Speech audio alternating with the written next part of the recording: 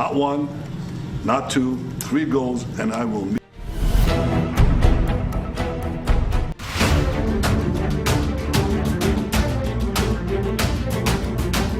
আসসালামু আলাইকুম, সবাইকে স্বাগত বিডি টাইমসের। পৃথিবীর সবচেয়ে সুরক্ষিত স্থান হোয়াইট হাউসের ওভাল অফিস দিন পার করছে এখন আতঙ্কে। কারণ মধ্যপ্রাচ্যের প্রভাবশালী দেশ ইরান যুক্তরাষ্ট্রের সাথে না কোনো আলোচনায় যেতে রাজি, না যুক্তরাষ্ট্রের নিষেধাজ্ঞাকে তোয়াক্কা করছে। যুক্তরাষ্ট্র ইসরায়েলের হুমকিকে কোনো আমলেই নিচ্ছে না পারস্য সাম্রাজ্যের দেশ ইরান।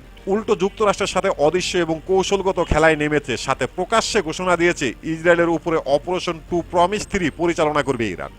আর এই ইরানের অপারেশন 2 প্রমিস 3 পরিচালনা হবে সম্পূর্ণ ব্যতিক্রম এবং আলাদাভাবে। এখন প্রশ্ন হলো, যুক্তরাষ্ট্র এবং ইসরায়েল কেন ইরানের সাথে আলোচনায় বসতে চায়, আর ইরানি বা কেন যুক্তরাষ্ট্রের সাথে আলোচনায় বসতে একদমই রাজি নয়, আর ইরানের অপারেশন প্রমিস 2-3 অভিযানটা কি ধরনের হতে পারে, এই 3টি বিষয় নিয়ে আলোচনা করব আজকের এই ভিডিওতে। আশা করি ভিডিওটি শেষ পর্যন্ত দেখবেন। আর হ্যাঁ প্রিয় দর্শক, আমাদের চ্যানেলের বর্তমান পরিস্থিতি বিবেচনা করে বলতে বাধ্য হচ্ছি যে যদি চ্যানেলটি সাবস্ক্রাইব করে না থাকেন তাহলে দয়া করে অবশ্যই সাবস্ক্রাইব করে দিন, আর যদি সাবস্ক্রাইব করে থাকেন আপনাকে অসংখ্য ধন্যবাদ।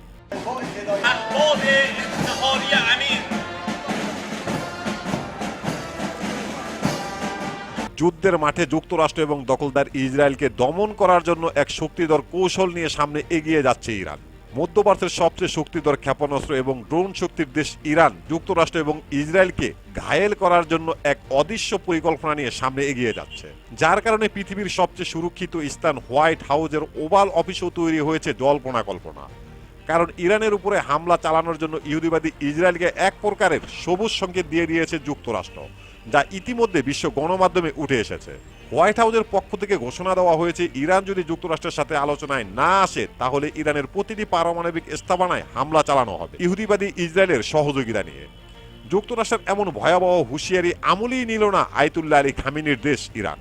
উল্টো ইরানের পক্ষ থেকে ঘোষণা দেওয়া হয়েছে ইহুদিবাদী ইসরায়েলের উপরে তারা অপারেশন 2 প্রমিস 3 অভিযান পরিচালনা করবে খুব অল্প সময়ের মধ্যে। আর এটি পৃথিবীর সবচেয়ে সুরক্ষিত স্থান হোয়াইট হাউসের ওভাল অফিসও যেন থমকে গেছে। তাদের সবচেয়ে বড় সমস্যা হচ্ছে ইরানের পরিকল্পনা কি তাদের অদৃশ্য পরিকল্পনা, যা যুক্তরাষ্ট্রের মূল মাথা ব্যথার কারণ।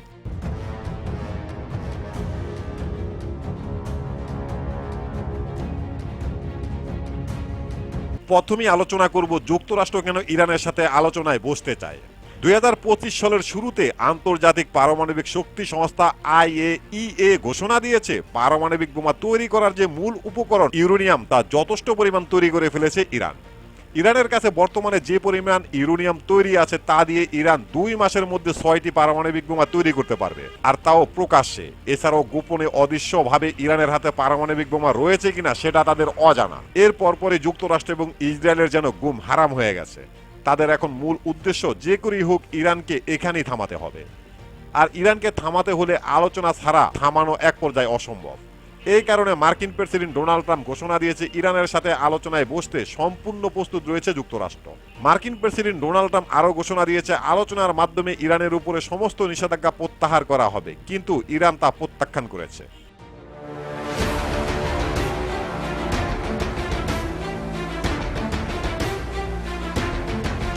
এর পরপরই যুক্তরাষ্ট্র আবারও নতুন করে ইরানের উপরে একের পর এক নিষেধাজ্ঞা আরোপ করেছে ইরানের জ্বালানি তেলের উপরে। যুক্তরাষ্ট্র বলছে ইরান তাদের জ্বালানি তেলের অর্থ দিয়ে তাদের পারমাণবিক কর্মসূচি খুব দ্রুতভাবে এগিয়ে নিয়ে যাচ্ছে, যার কারণে ইরানের অর্থনীতি থামাতে হবে। তাই যুক্তরাষ্ট্র ইরানের উপরে পুনরায় এক গোচ্ছা নিষেধাজ্ঞা আরোপ করেছে। কিন্তু ইরানও তো এখন আন্তর্জাতিক মাঠের খেলার প্লেয়ার। রাশিয়া এবং চীনের সাথে ইরানের রয়েছে অর্থনৈতিক এবং প্রতিরক্ষা চুক্তি। তাই যুক্তরাষ্ট্র এবং পুরো পশ্চিমা বিশ্বকে বৃদ্ধাঙ্গুল দেখিয়ে আরাম আয়েসে জ্বালানি তেলের ব্যবসা চালিয়ে নিয়ে যাচ্ছে আয়াতুল্লাহ আলী খামেনির দেশ। এখন বর্তমানে ইরানের জ্বালানি তেলের ব্যবসা মস্কো এবং বেইজিং মুখী। পরিস্থিতি যখন এমন, তাই যুক্তরাষ্ট্র ইরানকে হুমকি দিতে বাধ্য হয়েছে এবং ঘোষণা দিয়েছে ইরান যদি যুক্তরাষ্ট্রের সাথে আলোচনায় না আসে তাহলে 2025 সালের জুন মাসের মধ্যে ইরানের জ্বালানি তেলের স্থাপনা এবং পারমাণবিক স্থাপনায় হামলা চালাবে যুক্তরাষ্ট্র এবং ইসরায়েল।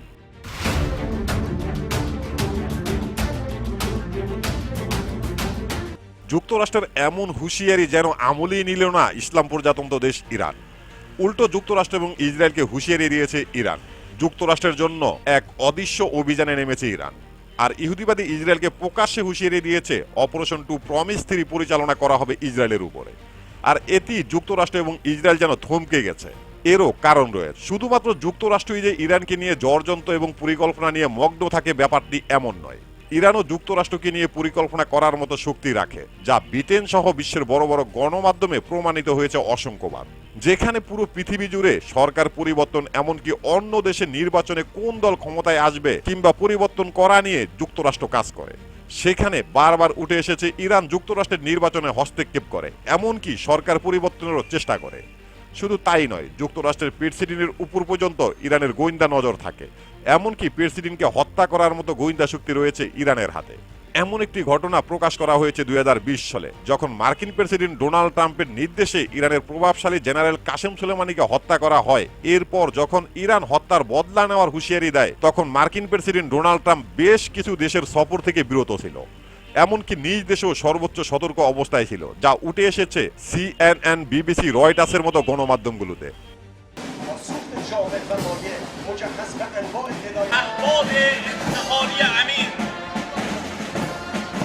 এবার আসা যাক ইরানের অপারেশন 2 প্রমিস 3 কি।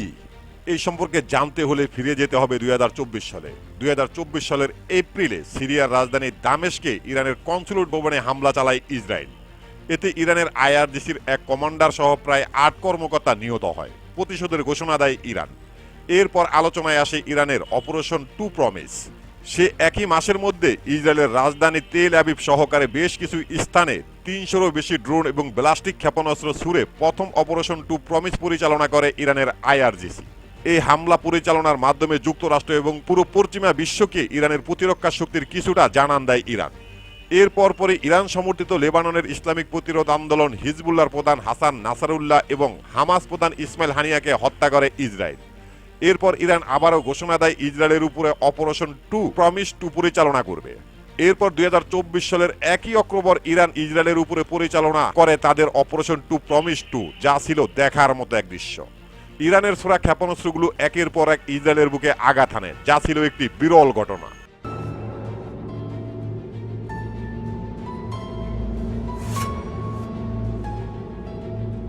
এরপর পরই প্রতিশোধ নেওয়ার ঘোষণা দেয় ইহুদিবাদী ইসরায়েল। যদিও ইরানের পক্ষ থেকে বলা হয়েছিল যদি ইরানের উপরে হামলা চালানো হয় তাহলে চরম মূল্য দিতে হবে ইসরায়েলকে।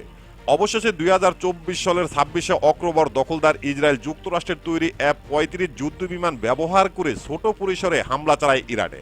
এরপর থেকে ইরান ঘোষণা দিয়েছে ইসরায়েলের উপরে তারা অপারেশন 2 প্রমিস 3 পরিচালনা করবে।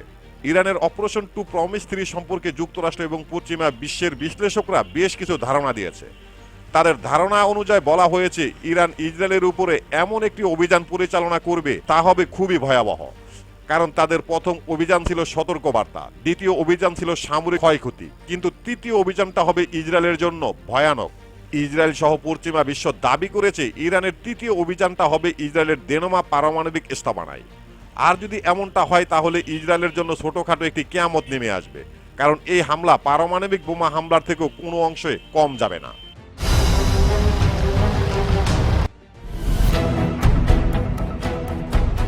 এখন প্রশ্ন হলো, তাহলে কি করবে যুক্তরাষ্ট্র? যুক্তরাষ্ট্র চাইবে ইরান যেন অফিসিয়ালভাবে পারমাণবিক শক্তিধর দেশে পরিণত না হয়, আর এ কাজে ইরানকে আলোচনার টেবিলে আনতে হবে। কিন্তু ইরান আলোচনার টেবিলে আসতে একদমই রাজি নয়। এখন শুধু যুক্তরাষ্ট্রের সামনে একটি পথই খোলা রয়েছে, আর সেটি হলো ইরানের উপরে হামলা চালানো, ইরানের পারমাণবিক স্থাপনাগুলো ধ্বংস করে দেওয়া। যদিও মার্কিন প্রেসিডেন্ট ডোনাল্ড ট্রাম্প ইতিমধ্যে ঘোষণা দিয়েছে ইরানের উপরে হামলা বা পরিচালনা করবে এবং ইরানের পারমাণবিক স্থাপনাগুলো ধ্বংস করে দেবে। যদি এমনটা হয় তাহলে এর পরিণতি কি হবে? যুক্তরাষ্ট্র ইরানের উপরে হামলা কিভাবে পরিচালনা করবে, আর ইরান কিভাবে এর উত্তর দেবে? যুদ্ধের পরিস্থিতি কতটা ভয়াবহ আকার ধারণ করবে? এই বিষয়ে জানতে দেখতে পারেন আমাদের এই ভিডিওটি।